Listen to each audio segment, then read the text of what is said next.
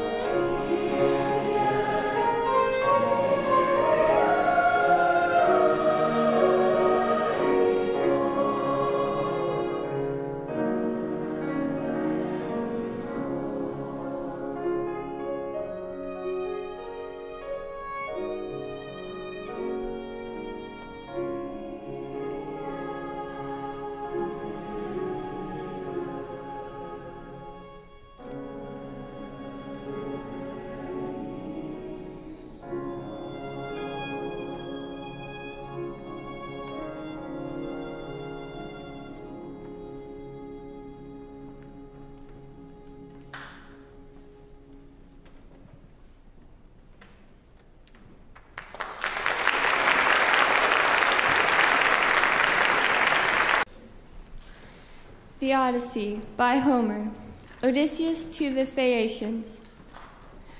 Firstly, then, I will tell you my name, that you too may know it, and one day, if I outlive this time of sorrow, may become my guests, though I live so far away from all of you. I am Odysseus, son of Laertes, renowned among mankind for all manner of subtlety, so that my fame ascends to heaven. I live in Ithaca, where there is a high mountain called Neritum, covered with forests, and not far from it there is a group of islands very near to one another, Dulichium, Same, and the wooded island of Zakynthus. It lies squat on the horizon, all highest up in the sea towards the sunset, while the others lie away from it towards dawn. It is a rugged island, but it breeds brave men, and my eyes know none that I better love to look upon. The goddess Calypso kept me with her in her cave, and wanted me to marry her, as did also the cunning Aeaean goddess Circe.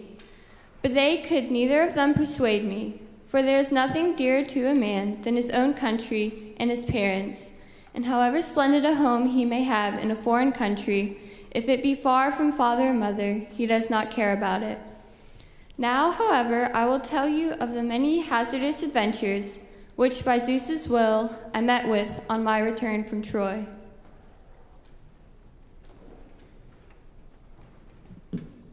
If, by Rudyard Kipling. If you can keep your head when all about you are losing theirs and blaming it on you, if you can trust yourself when all men doubt you, but make allowance for their doubting too, if you can wait and not be tired by waiting, or being lied about, don't deal in lies, or being hated, don't give way to hating, and yet don't look too good nor talk too wise.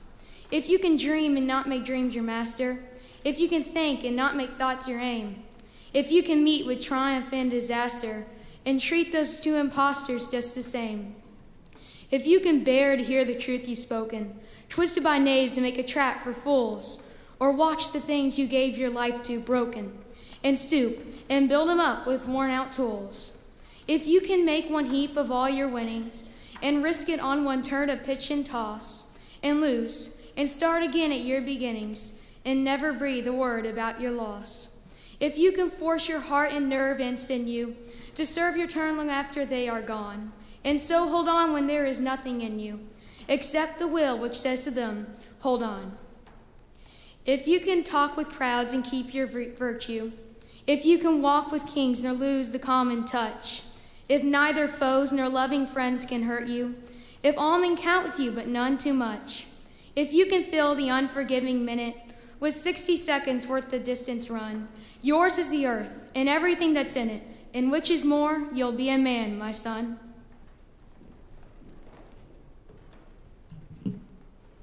Because I Could Not Stop for Death by Emily Dickinson. Because I could not stop for death, he kindly stopped for me. The carriage held but just ourselves and immortality. We slowly drove, he knew no haste, and I had put away my labor and my leisure too, for his civility. We passed the school where children strove at recess in the ring. We passed the fields of gazing grain. We passed the setting sun.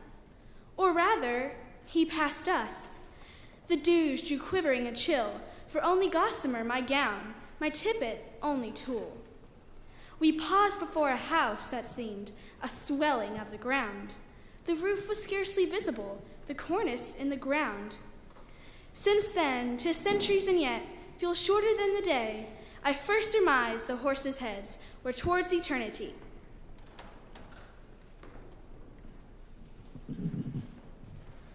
Jaquese's monologue from As You Like It by William Shakespeare. All the world's a stage, and all the men and women merely players.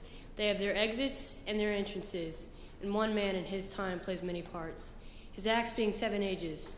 At first, the infant, mewling and puking in the nurse's arms, then the whining schoolboy with his satchel and shining morning face, creeping like snail, unwillingly to school, and then the lover, sighing like furnace with a woeful ballad made to his mistress's eyebrow, and then the soldier, full of strange oaths and bearded like the pard, jealous in honor, sudden and quick in quarrel, seeking the bubble, reputation, even in the cannon's mouth. And then the justice, in fair round belly, with good cap and line, with eyes severe and beard of formal cut, full of wise saws and modern instances, and so he plays his part. The sixth age shifts into the lean and slippered pantaloon, with spectacles on nose and pouch on side, his youthful hose well saved, a world too wide for his shrunk shank, and his big manly voice turned once again toward childish treble, pipes and whistles in his sound. Last scene of all that ends this strange eventful history is second childishness and mere oblivion. Sans teeth, sans eyes, sans taste, sans everything.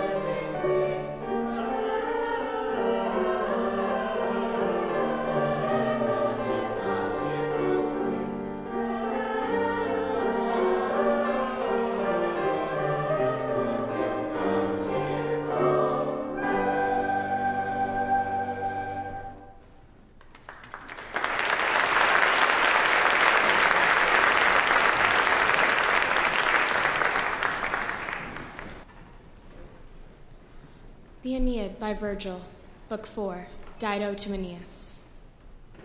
You traitor, did you imagine you could do this and keep it secret? Did you think you could slip away from this land of mine and say nothing? Does our love have no claim on you? Or the pledge your right hand once gave me? Or the prospect of Dido dying a cruel death? Why must you move your fleet in these winter storms and rush across the high seas into the teeth of the north wind? You are heartless, even if it were not some other people's land and some home unknown. If old Troy were still standing, would any fleet set sail for even Troy in these stormy seas? Is it me you are running away from? I beg you, by these tears, by the pledge you gave me with your own right hand, I have nothing else left me now in my misery. I beg you, by our union, by the marriage we have begun, if I have deserved any kindness from you, if you have ever loved anything about me, pity my house that is falling around me, and I implore you, if it is not too late for prayers, give up this plan of yours. I am hated because of you, by the Libyan people and the Numidian kings. My own Tyrians are against me. Because of you, I have lost all conscience and self-respect and have thrown away the good name I once had, my only hope of reaching the stars. What am I waiting for? For my brother Pygmalion to raze my city to the ground? For the Gaetulian Iarbas to drag me off in chains? If only you had given me a child before you abandoned me. If only there were little Aeneas to play in my palace. In spite of everything, his face would remind me of yours, and I would not feel utterly betrayed and desolate. The Prologue by Beowulf. Hear me, we've heard of Danish heroes, ancient kings and the glory they cut for themselves, swinging mighty swords. How shield made slaves of soldiers from every land. Crowds of captives he'd beaten into terror. He traveled to Denmark alone. An abandoned child, changed his own fate. Lived to be rich and much honored. He ruled lands on all sides, wherever the sea would take them, his soldiers sailed. And he returned with tribute and obedience. There was a brave king. And he gave them more than his honor. Conceived a son for the Danes, the new leader. Allowed them by the grace of God they had lived before his coming, kingless and miserable. Now, the Lord of all life, ruler of glory, blessed him with a prince, Beowulf, whose power and fame soon spread through the world. Shield's strong son was the glory of Denmark. His father's warriors were wound round his heart with golden rings by his father's treasure. So young men build a future, wisely open-handed in peace, protected in war, so warriors earn their fame, and wealth is shaped with the sword.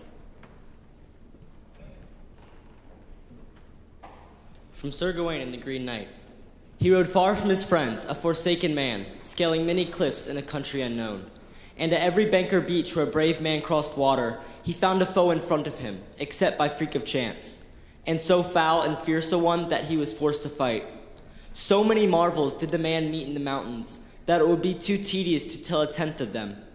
He had death struggles with dragons, did battle with wolves, warred with wild men who dwelt among the crags, battled with bulls, bears, and boars at other times, and ogres that pants after him on the high fells. Had he not been doughty in endurance and dutiful to God, doubtless he would have been done to death time and again. Yet warring little worried him. Worse was the winter, when the cold, clear water cascaded from the clouds and froze before it could fall to the fallow earth. Half slain by sleet, he slept in his armor, night after night among the naked rocks, where cold streams splashed from steep crests, or hung high over his head in hard icicles. So in peril and pain and parlous plight, this night covered the country till Christmas Eve alone, and on that evening tide, to Mary made his moan, and begged her be his guide till some shelter should be shown.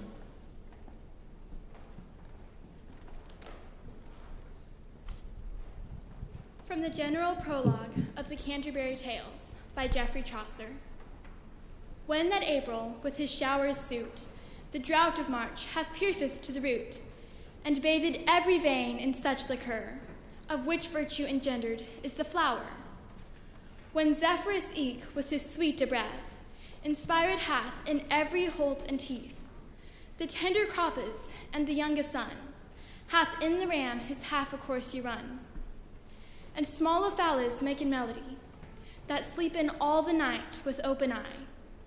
So pricketh them nature in their courages, then longen folk to go on pilgrimages, and palmers for to seeken strange strands, to ferna hollows, couth and sundry lands, and especially from every shire's end of England to Canterbury they wend, the holy blissful marcher for to seek, that them have holpen when that they were sick. Befell them in that season on a day, in Southwark at the tabard as I lay, ready to winden on my pilgrimage to Canterbury with full devout courage. At night was come into that hostelry, full 29 in a company, of sundry folk by adventure ye fall, in fellowship and pilgrims were they all, that toward Canterbury wouldn't ride. The chambers and the stables were in wide, and well we were in eased at the best, and shortly when the sunna was to rest. And so I had spoken with them every one, that I was of their fellowship anon, and made a forward early for to rise, to take our way there, as I you devise.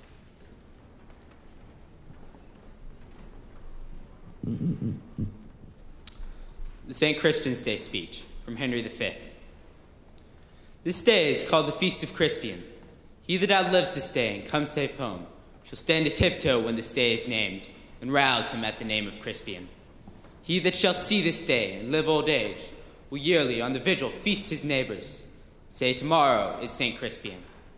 Then shall he strip his sleeve and show his scars and say, these wounds I had on Crispin's day. Old men forget, yet all shall be forgot. But he'll remember, with advantages, what feats he did that day. Then shall our names, familiar in his mouth as household words, Harry the King, Bedford and Exeter, Warwick and Talbot, Salisbury and Gloucester, be in their flowing cups freshly remembered. This story shall the good man teach his son, and Crispin Crispian shall ne'er go by, from this day to the ending of the world, but we in it shall be remembered. We few, we happy few, we band of brothers. For he today that sheds his blood with me shall be my brother. Be he ne'er so vile, this day shall gentle his condition. And gentlemen in England now abed shall think themselves accursed they were not here, and hold their manhood sheep while any speaks, that fought with us upon St. Crispin's Day.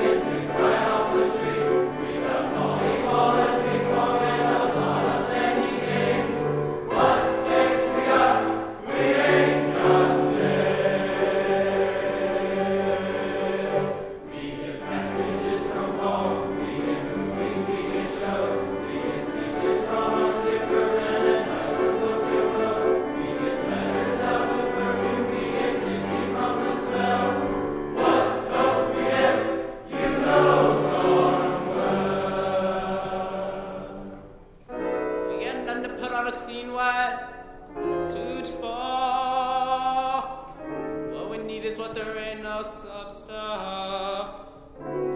for. There is nothing like a day, nothing in the world. There is nothing you can name that is anything like a day. We feel restless, we feel blue, we feel lonely and in grief. We feel every kind of feeling but the feeling of relief. We feel hungry as the wolf out winning and red riding hood. What don't we feel? We don't feel good.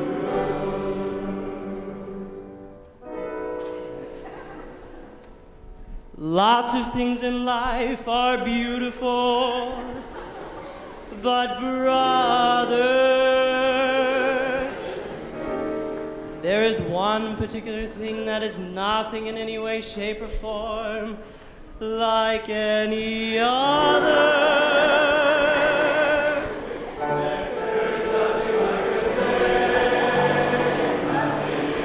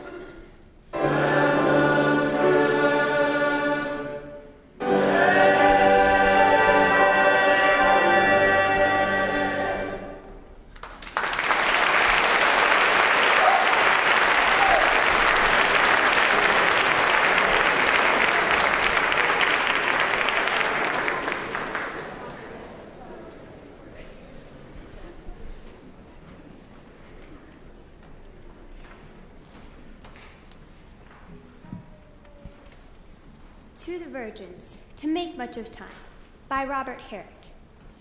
Gather ye rosebuds while ye may, old time is still a-flying, and this same flower that smiles today, tomorrow will be dying. The glorious lamp of heaven the sun, the higher he's a-getting, still sooner will his race be run, and nearer he's to setting. That age is best, which is the first, when youth and blood are warmer, but being spent, the worse and worse, time still succeeds the former. Then be not coy, but use your time, and while ye may, go marry. For having once but lost your prime, ye may forever tarry.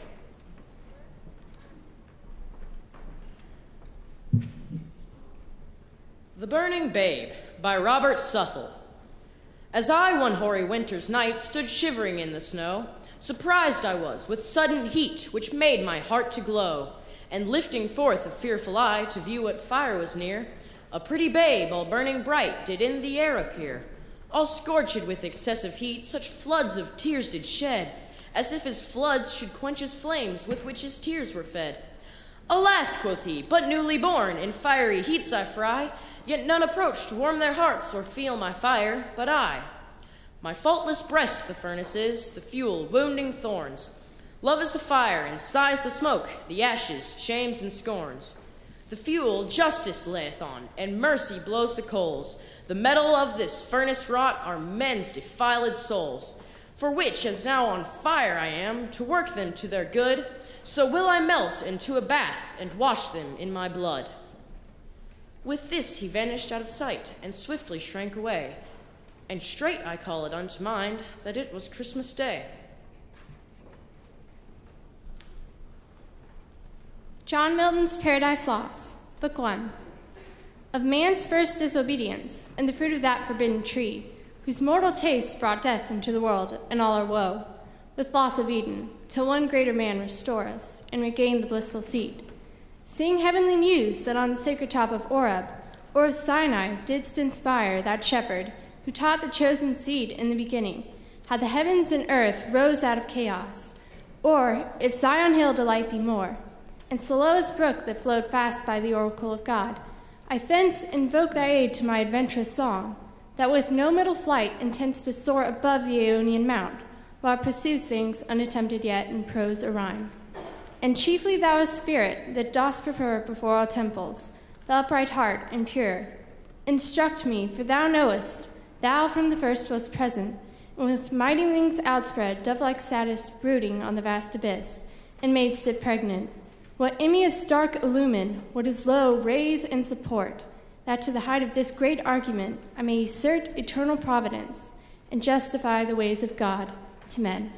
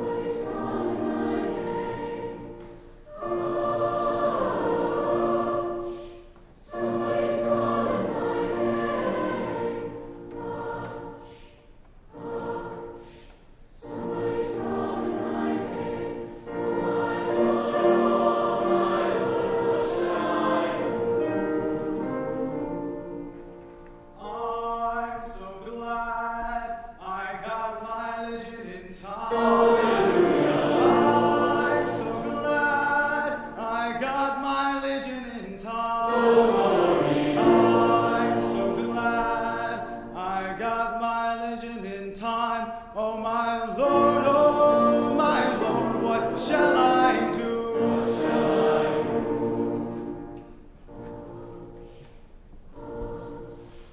Somebody's calling my name. Somebody's calling my name. Somebody's calling my name. My Lord, what shall I do? Soon one morning, death come creeping in my room. Soon one morning, death come creeping in my room. Soon one morning, death come creeping in my room. My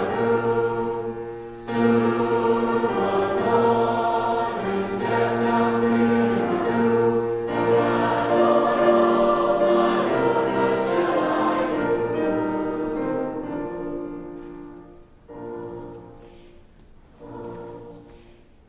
Somebody's calling my name. Somebody's calling my name. Somebody's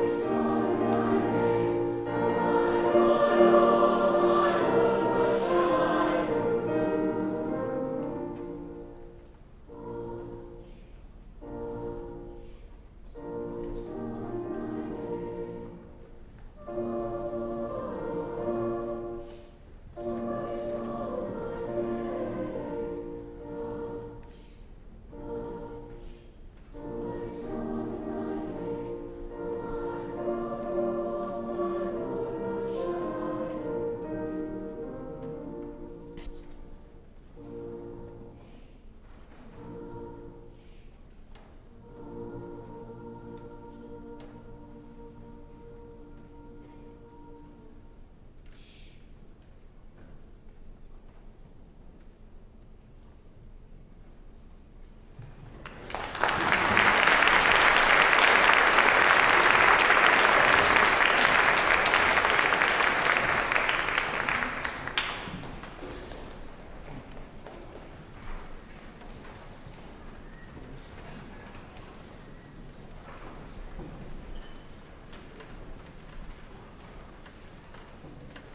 An excerpt from Rime of the Ancient Mariner by Samuel Taylor Coleridge.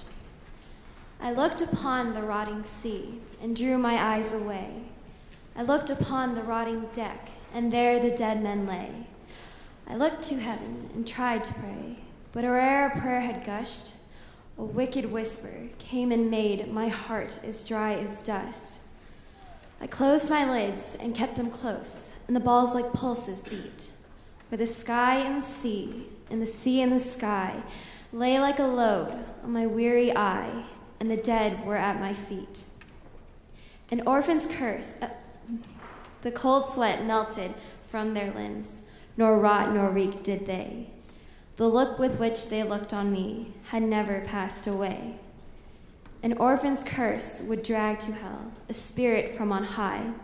But oh, more horrible than that is the curse in a dead man's eye. 7 days, 7 nights, I saw that curse, and yet I could not die. The moving moon went up the sky, and nowhere did abide. Softly she was going up, and a star or two beside. Her beams bemocked the sultry main like April hoarfrost spread. But where the ship's huge shadow lay, the charmed water burnt an awful red. Beyond the shadow of the ship, I watched the water snakes. They moved in tracks of shining white, and when they reared, the elfish light fell off in hoary flakes. Within the shadow of the ship, I watched their rich attire, blue, glossy green, and velvet black. They coiled and swam, and every track was a flash of golden fire. Oh, happy living things! No tongue their beauty might declare. A spring of love gushed from my heart, and I blessed them unaware. Sure, my kind saint took pity on me, and I blessed them unaware. The selfsame moment I could pray, and from my neck so free, the albatross fell off and sank like lead into the sea.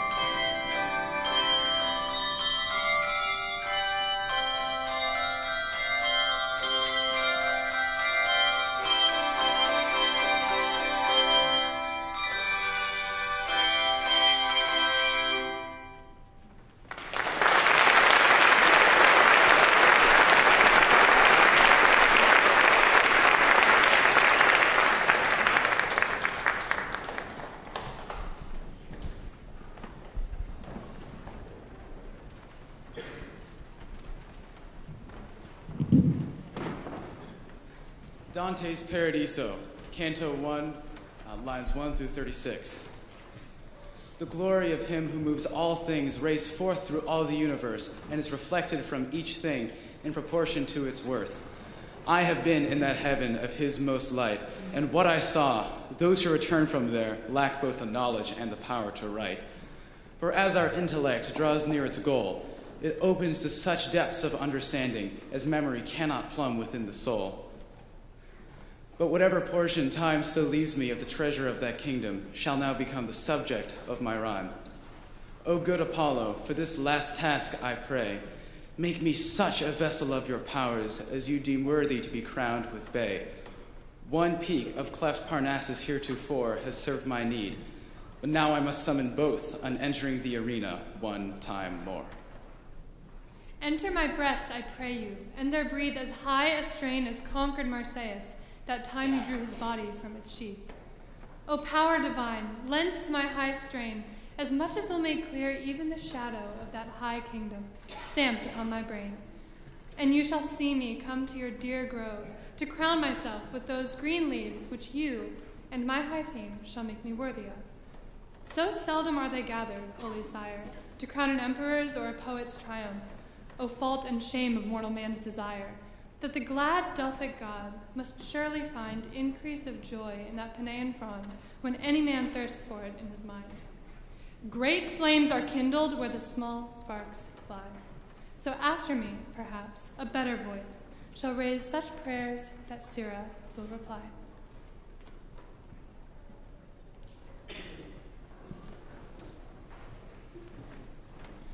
From Moby Dick by Herman Melville. The sun hides not the ocean, which is the dark side of this earth, and which is 2/3 of this earth. So therefore, that mortal man who hath more of joy than sorrow in him, that mortal man cannot be true, not true or undeveloped. With books, the same. The truest of all men was the man of sorrows, and the truest of all books is Solomon's. And Ecclesiastes is the fine hammered steel of woe. All is vanity. All. But even Solomon, he says, the man who wandereth out of the way of understanding shall remain, that is, even while living, in the congregation of the dead. Give not thyself up then to fire, lest it invert thee, deaden thee, as for a time it did me. There is a wisdom that is woe, but there is a woe that is madness. And there's a catskill eagle in some souls that can alight, dive down into the blackest gorges, and soar out of them again, and become invisible in the sunny spaces. And even if he forever flies within the gorge, that gorge is in the mountains, so that even in his lowest swoop, the mountain eagle is still higher than other birds upon the plain, even though they soar. Sonnet 18 by William Shakespeare. Shall I compare thee to a summer's day? Thou art more lovely and more temperate. Rough winds do shake the darling buds of May, and summer's lease hath all too short a date.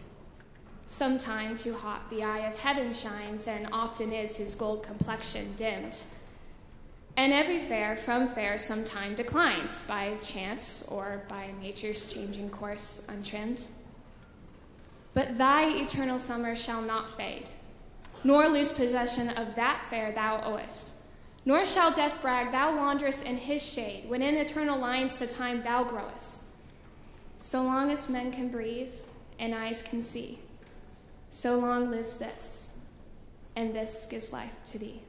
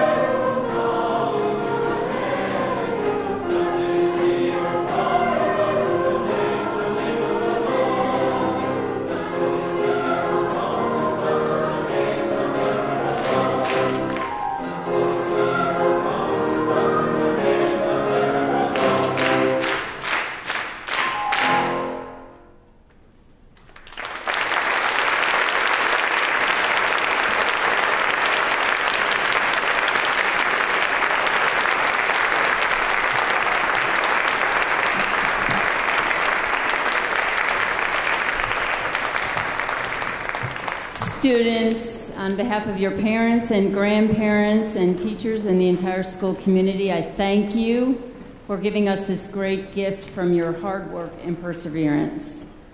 Mrs. Hibden, thank you for your piano playing.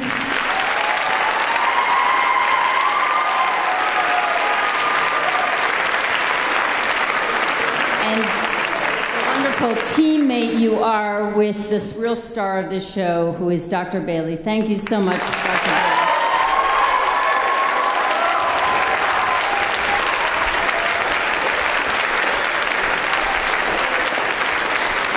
The music you pull from these students just leaves us all breathless. We are so grateful. Let's give Dr. Bailey another round of applause.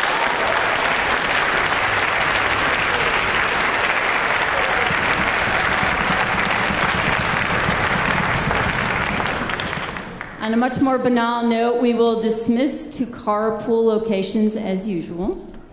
And finally, we hope to see everyone here at 9 a.m. tomorrow for the closing school ceremony, followed by our graduation, the largest number of graduates from Highlands Latin School ever. Please join us, and thank you for coming today.